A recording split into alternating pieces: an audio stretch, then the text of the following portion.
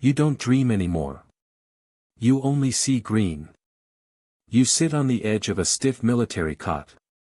The air in the barracks is heavy, suffocating. You drag your hands down your face. Exhaustion is a permanent resident in your bones. But you don't have the luxury of fatigue. You are a pilot in the 160th Special Operations Aviation Regiment. The Night Stalkers. You live in the dark. While the rest of the world sleeps, you own the night. You stand up. You grab your helmet. It's heavy.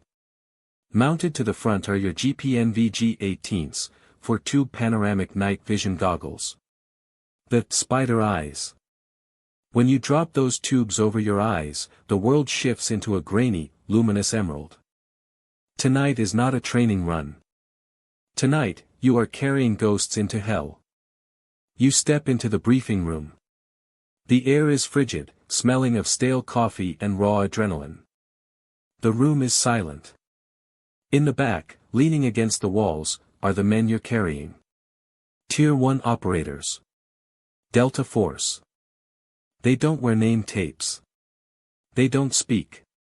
They are entirely covered in tactical gear, their faces hidden behind masks and night vision. They look at you. They don't ask questions. They don't check your math. They trust you with their lives. Because a night stalker doesn't quit. The intelligence officer stands at the front. High-value target. Warlord compound. Deep in the Zagros Mountains. The flight path is a suicide run. You have to thread a needle through narrow canyons, under radar coverage, dodging anti-aircraft batteries. Ingress must be low, the officer says. 50 feet off the deck. No lights. Calm silence. You nod. 50 feet. Pitch black. At 140 knots. One miscalculation. One unseen power line. One sudden downdraft. You all burn. You walk out to the flight line. The heavy, suffocating scent of JP-8 jet fuel fills your lungs. It smells like home. Your bird is waiting. A heavily modified MH-60. Matte black. Stripped of anything unnecessary. Coated in radar-absorbent paint. You strap into the armored seat. The 5-point harness bites into your shoulders. Your co-pilot, sitting to your left, gives you a single thumbs up. You reach up. You start flipping the overhead switches. Battery. APU. Fuel pumps. The machine wakes up. A low, electric whine builds into a deafening mechanical roar. The vibration rattles your teeth. The heat from the dual turboshaft engines washes over the tarmac. In the back, the operators slide in. The crew chiefs rack the M134 miniguns on the doors. You check your digital displays. The forward-looking infrared, FLIR, is active. You key your internal mic, flight, going dark. You reach forward and kill the exterior lights. The helicopter vanishes into the night. You pull pitch. The Black Hawk leaves the earth. Within seconds, you are out of the base perimeter, diving straight down toward the desert floor. Nap of the earth flying. You drop the helicopter until you are 30 feet above the sand. You are pushing 140 knots. 160 miles per hour. In the pitch black. Your hands are fused to the cyclic and the collective. Your feet are light on the anti-torque pedals. You don't think. You react. The NVGs strip away your depth perception. The world is a flat, green video game. But the consequences are absolute. Your co-pilot calls out obstacles. Ridge line, 2 miles. Power lines, 1 mile. You barely acknowledge. You just pull the cyclic back, floating over a massive sand dune before plunging the nose down the other side. Your breathing is slow. Measured. Over the intercom, the crew is dead silent. The operators in the back are completely still. Some of them are sleeping. They sleep while you play a game of inches with the Grim Reaper. You cross the border. You are now in enemy airspace. If you are seen, you are dead. If you are heard, you are dead. You weave the massive helicopter through the winding canyon. The physical toll is immense. Sweat stings your eyes. Your forearms burn from the constant micro-adjustments. You cannot blink. You cannot look away. Suddenly, a high-pitched tone pierces your headset. Your heart slams against your ribs. The APR-39 radar warning receiver is screaming. An enemy surface-to-air missile site just woke up.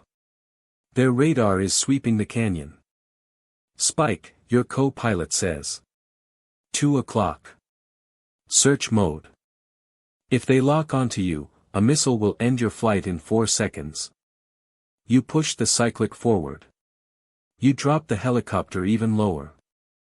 The tone in your headset changes. It goes from a rhythmic beep to a solid, unbroken screech. They found you. The missile is airborne. You don't think. Instinct takes over. Your muscle memory is forged in thousands of hours of high-stress simulations. You slam the collective down and pull the cyclic hard to the left. Chaff. Flares, you roar over the comms. Your co-pilot punches the countermeasure button. A split second later, a brilliant flash lights up the night sky behind you. The missile bit on the flares.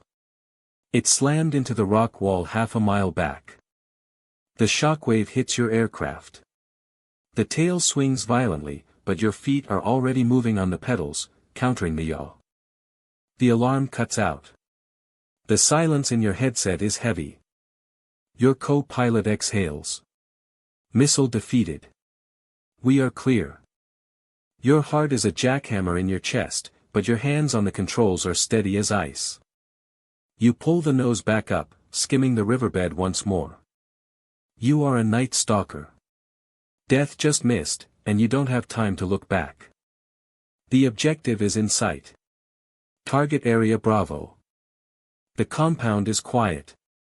They have no idea you just dodged a missile in their backyard. They think the night is theirs. They are wrong.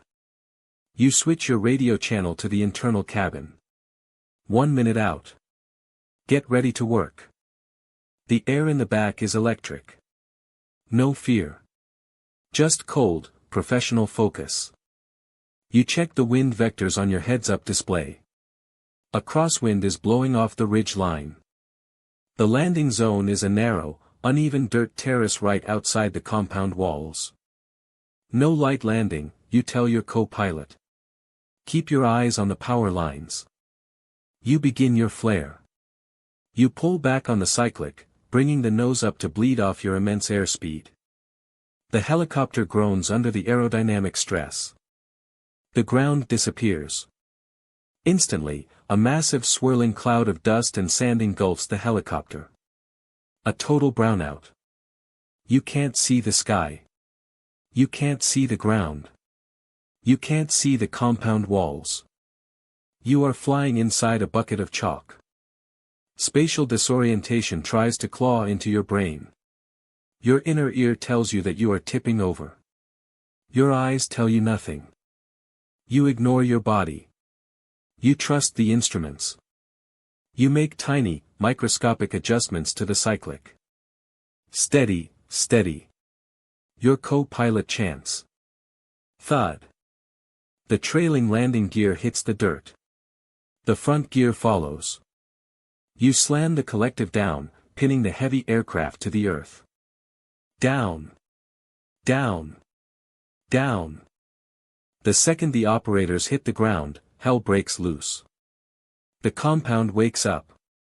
Flashlights flicker on. Shouted commands in a foreign language cut through the dust. Then, the distinctive crackle of AK-47 fire echoes through the canyon. A heavy machine gun opens up from a watchtower. Tracer rounds snap dangerously close to your cockpit windshield. The crew chief tracks his minigun toward the watchtower. The M134 minigun unleashes a buzzsaw roar. 4,000 rounds per minute. The enemy gunfire from that tower stops permanently. Good hits, left side, the crew chief yells over the comms. You sit in the cockpit, holding the helicopter down on the sloping dirt terrace. You can't leave. You can't hide. You are a massive, sitting target in the middle of a gunfight. Your eyes sweep the instruments, checking for oil pressure drops or hydraulic failures. Bullets hit the dirt around you, throwing pebbles against the aluminum skin of your aircraft. Every second feels like an eternity. Over the assault net, you hear the muffled sounds of breaches, flashbangs, and short, controlled bursts of rifle fire inside the compound. We've got company coming from the North Ridge, your co-pilot says. They are carrying RPGs. If they get to the ridge line, they will have a clear high ground shot at your stationary helicopter. You look back at the compound entry point. The operators aren't out yet. You are trapped between a rock and a deadly hard place. You eye the ridge line. Those trucks are moving fast. Too fast. Your right side gunner is already tracking the headlights through his thermal optic.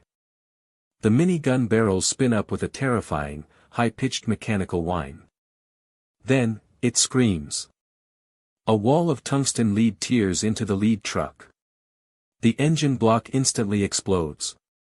The vehicle flips violently, tumbling down the steep ravine and blocking the narrow path for the trucks behind it. But the enemy fighters are already dismounting. They are scattering into the jagged rocks. Through the green glow of your goggles, you see a sudden, distinct glare. An RPG tube is lifting. RPG. Right side. Rocket tracking, your co-pilot barks. Your instincts scream at you to pull pitch and escape. But you can't move. If you lift off now, you leave the team behind to be slaughtered. If you stay, you risk taking a rocket directly to the cockpit. You lock your hands on the controls. Your knuckles turn white inside your Nomex gloves. You brace for the impact. Suddenly, the compound's heavy wooden gate breaches outward. The operators burst into the courtyard. They are moving at a dead sprint through the swirling dust. In the middle of the stack, two operators are dragging a bound, hooded figure. The high-value target. Package secured. Hit it.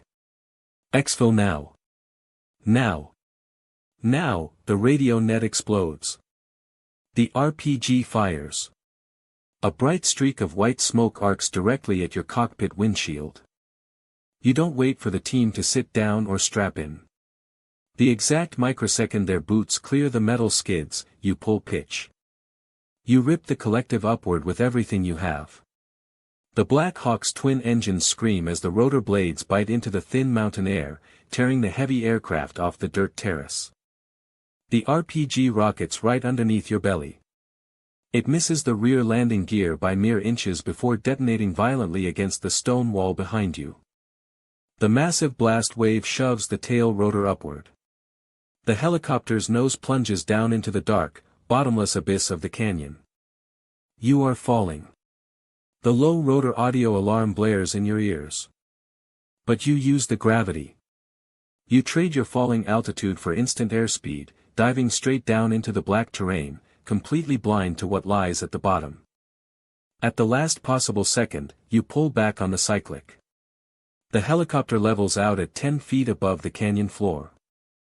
The trees are a blur. The rocks are a smear. You twist through the narrow canyon gaps, pushing the airframe to its absolute structural breaking point. The metal groans under the G-force. Gradually, the distant flashes of gunfire fade into the background. The radio chatter goes dead silent. The towering canyon walls finally drop away, opening up into the vast, flat, empty expanse of friendly desert. You cross the border. You are safe. For now. The adrenaline begins its slow, agonizing retreat from your nervous system. Your hands start to tremble slightly against the cyclic. You clamp down harder on the grip to hide it from your co-pilot. The sky in the far east is beginning to turn a bruised, dark purple. The sun is coming. You reach up with one hand and flip up your night vision goggles. The green halo vanishes. The world returns to its normal, muted colors. You look over at your co-pilot. His face is caked in sweat and desert dust. He looks 10 years older than he did 4 hours ago. You glance in the cargo mirror. The operators are already staring blankly ahead, completely detached, processing the extreme violence they just left behind in the dark. You fly silently into the sunrise. Another night owned. Another impossible mission survived. But you know the ultimate truth of this life. The darkness always comes back. And when it does, you'll be waiting right there in the shadows. Because you are a night stalker.